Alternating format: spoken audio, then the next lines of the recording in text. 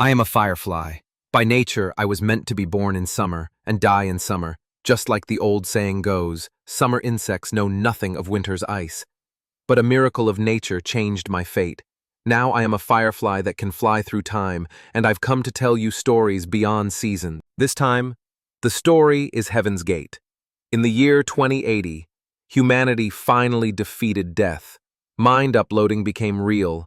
Human consciousness could now be fully transferred into a quantum matrix, leaving behind the body to enter a perfectly simulated digital world. No disease, no aging, no hunger. This world was called Heaven's Gate. For the first 10 years, it felt like a miracle. People could run, fall in love, raise children. Even if those children were AI-generated, they felt real enough to bring tears. Jonathan Reed was one of the first to upload.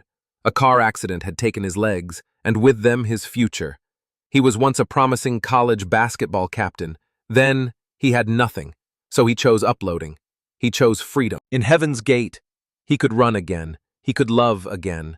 The system even gave him a daughter, Emma.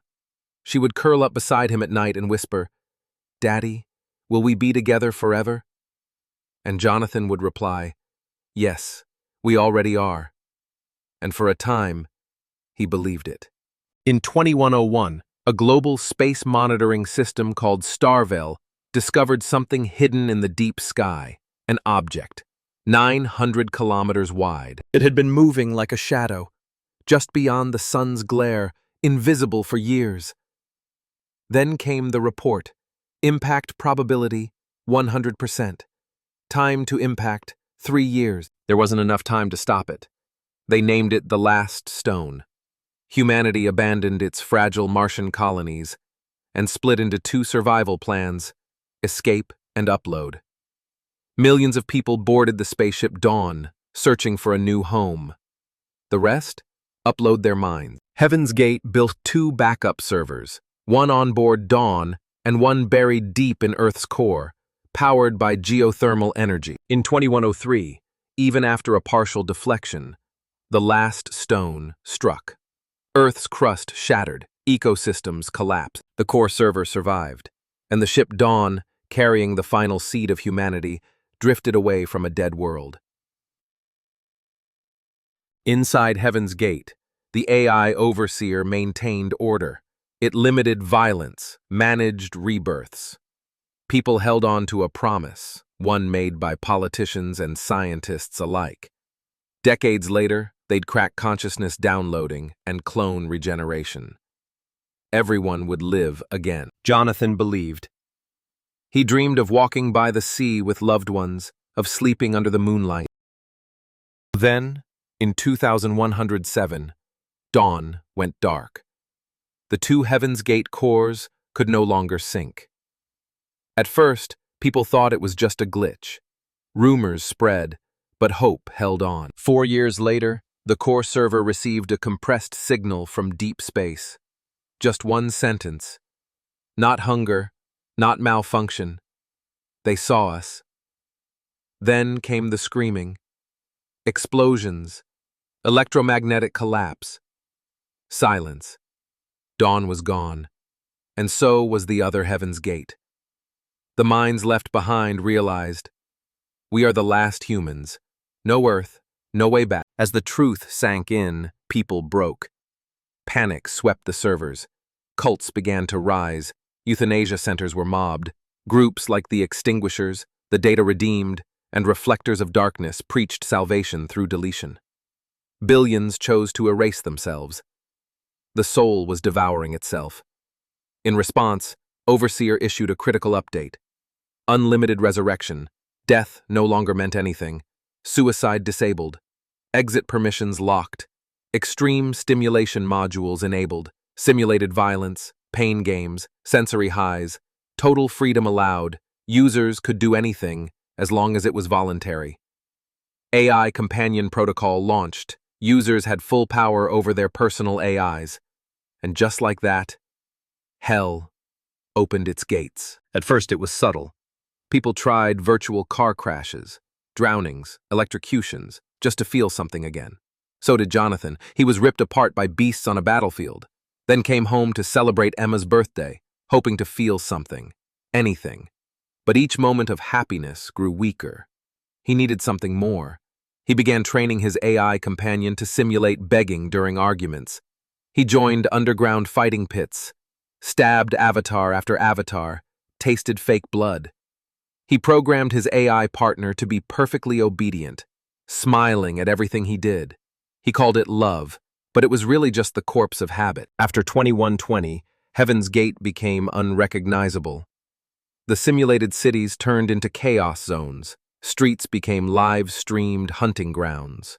Residents offered themselves up for dissection, reassembly, and repeated death. AI children were frozen at age 6 and forever screaming, "Daddy's home! Mommy doesn't want me!" They relived murder scenes like bedtime stories. And it wasn't just about killing anymore. The gluttonous evolved. They got obsessed with strange textures, from synthetic food to chewing artificial limbs. Then came tasting people. The lustful shattered their digital selves, splitting into multiple personalities, blending sex with self-mutilation.